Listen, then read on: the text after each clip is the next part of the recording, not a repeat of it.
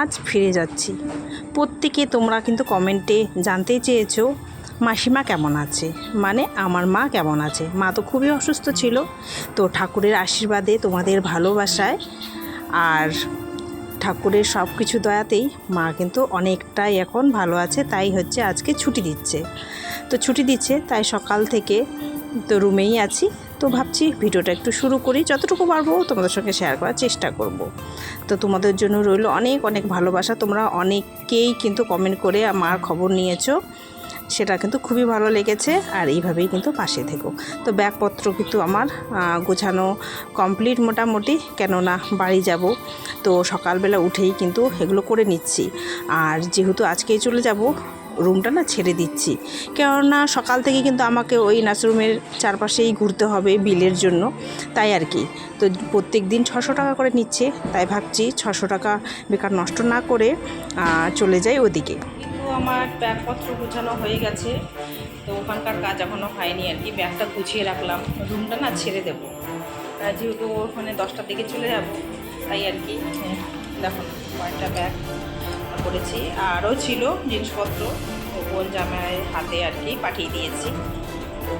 এগুলো হচ্ছে ব্যাগটাপ সব জিনিসপত্র এক জায়গা থেকে আরেক জায়গা আসলে এটাই সমস্যা, নানা রকম জিনিস, অনেক লাগেজ হয়ে যায়, তো কিছু করার থাকে না আর কি। যেগুলো দরকার নেই সেগুলো নিতেই হবে। তো যেগুলো গুছিয়ে নিয়েছি, তো এখন তাড়াতাড়ি বাড়ি মানে ফিরে গেলেই পাচ্ছি আর কি। এরকম আর কি মনে হচ্ছে। মা একদমই থাকতে চাইছে না, কান্নাকাটি শুরু করে দিয়েছে। গুছিয়ে নিলাম, এই যে তোমার সঙ্গে তো শেয়ার করলাম, এদিকে গুছিয়ে নিয়েছি। আর ওদিকের কাজটা বাকি আছে, ওদিকে ঝটপট করে দিলে হলো। তবুও কিন্তু ওদিকটার সাথে সাথে মোটামুটি দুটো বেজে যাবে, এত তাড়াতাড়ি হবে না, বেজে যাবে। তো যাবো 12টা নাগাদ, আবার দেখতে যাবো, তো তারপর আবার করতে পারবো না। তো যাই হোক, বাইরে গিয়ে যদি শেয়ার করতে পারি শেয়ার করবো। তো চলো এখন রাখছি, পরে ওর সঙ্গে দেখা হচ্ছে। চলে এলাম রুম থেকে বাইরে। তো সকাল থেকে কিন্তু আজকে চাও খাওয়া হয়নি, তাই ভাবছি চা খেয়ে শুরু করা যাক।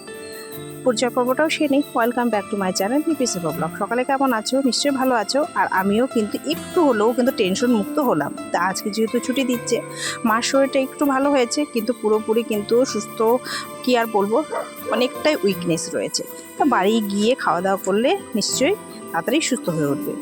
তারপর এদিকে চা খেতে খেতে দেখছি, এবার তো জানোই বিজেপি পার্টি জিতেছে, তাই না এখানে বিজয় মিছিল হচ্ছে। এটা হচ্ছে রবিবারের ব্লগ, তো এর মধ্যে না আর ছাড়তে পারিনি।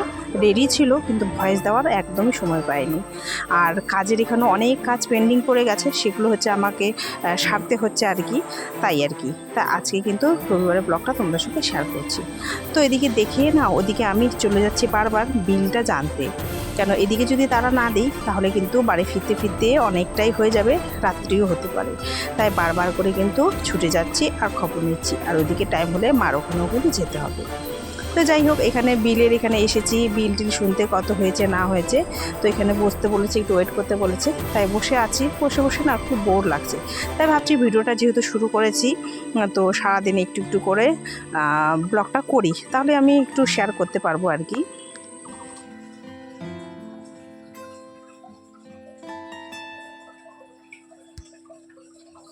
সুগার পেশেন্ট, হ্যাঁ।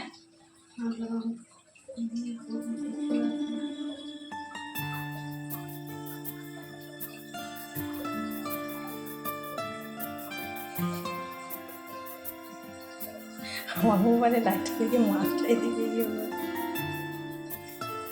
দেখি আছে মাছটা।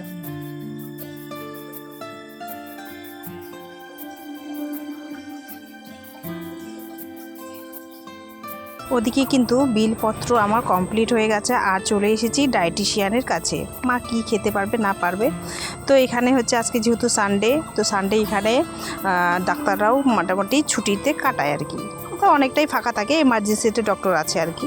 তো এখানে সুন্দরভাবে সাজানো একটা বুদ্ধ মূর্তি রয়েছে, অ্যাকোরিয়ামটাও তোমাদের সঙ্গে শেয়ার করলাম। তো সিস্টাররা ডক্টরের সাথে কনসাল্ট করে আমাকে জানাচ্ছে, তাই দাঁড়িয়ে আছি। দাঁড়িয়ে দাঁড়িয়ে কী করবো, তাই না চারপাশটা একটু ক্যামেরাবন্দি করছি। আর জায়গাটা খুবই সুন্দর। আর আজকে যেহেতু সানডে একদম নিরিবিলি, অন্যান্য দিন কিন্তু একদম ভিড়ভাট্টা থাকে।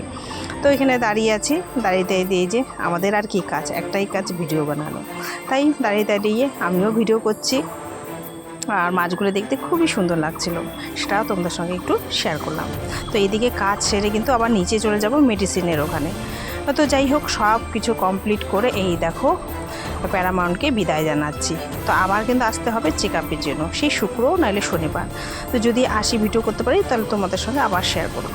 তো যাই হোক, এখন এখান থেকে বেরিয়ে যাচ্ছি। আর জানো তো, বেরিয়ে পড়েছি আর প্রচণ্ড বৃষ্টি শুরু হয়ে গেছে। এই যে দেখতেই পাচ্ছ রাস্তাঘাট একদম মানে বৃষ্টিতে ভিজে গেছে আর কি, ভালোই বৃষ্টি হচ্ছিল। তো মা বলছে মুক্তি পেলাম, মা থাকতেই চাইছে না। তো চলো মার সঙ্গেও একটু তোমাদের দেখা করিয়ে দিই। এই যে তো অ্যাম্বুলেন্স করেই যাচ্ছি যাতে ঝটপট পৌঁছে যাই।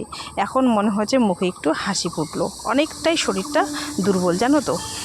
তো বাইরে ভালোই বৃষ্টি হচ্ছে, তো তারই মাঝে আমরা ছুটছি। আর মোটামুটি কিন্তু এখান থেকে বেরিয়ে পড়লাম 3:30 নাগাদ। তো বিলিং করতে, এটা করতে ওটা করতে, ডক্টরের সাথে কথা বলতেই কিন্তু মোটামুটি 3:30 বেজে গেছে।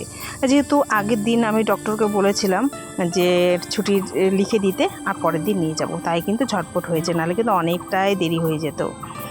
আর এই যে সবাই গল্প করতে করতে যাচ্ছি আর কি এভাবেই, আর অ্যাম্বুলেন্সেই যাচ্ছি যাতে তাড়াতাড়ি পৌঁছে যায়। তো অন্যান্য গাড়ি আর বনজামের গাড়ি বললেও হতো, তো যে গাড়িতে নিয়ে এসেছিলাম একদম চেনা পরিচিত দাদা ভাইয়ের, ওটাতেই যাচ্ছি আর কি। চলো।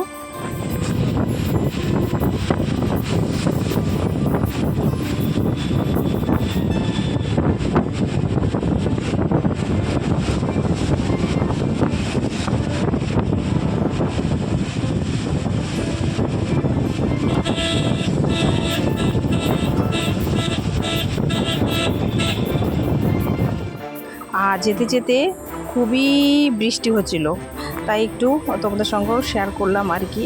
আর ওদিকটা আবার আরেকটা খবর আসলো, বাবুর যে পিসি জলপাইগুড়িতে থাকে, আমার যে ননদ, ওর আবার প্রচণ্ড শরীর খারাপ। আর কি আর বলবো, একটার থেকে বের হচ্ছে আর একটাতে গিয়ে জয়েন্ট হচ্ছে, এরকম অবস্থা। তো যাই হোক, ওরও কিন্তু পুরো একদম ডিহাইড্রেশনের মতো হয়ে গেছে। আর মাও বাড়িতে আছে, কি আর করবে, দিদি আর দিদির ছেলেই থাকে। আর ওর ভাগনা কি করবে না করবে বুঝতেই পারছে না।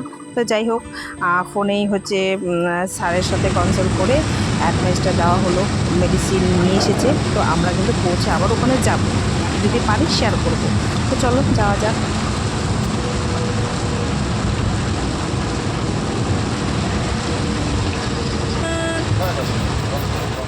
ওই যে তোমাদের সঙ্গে শেয়ার করলাম দিদিভাই অসুস্থ, তো তাই আর কি।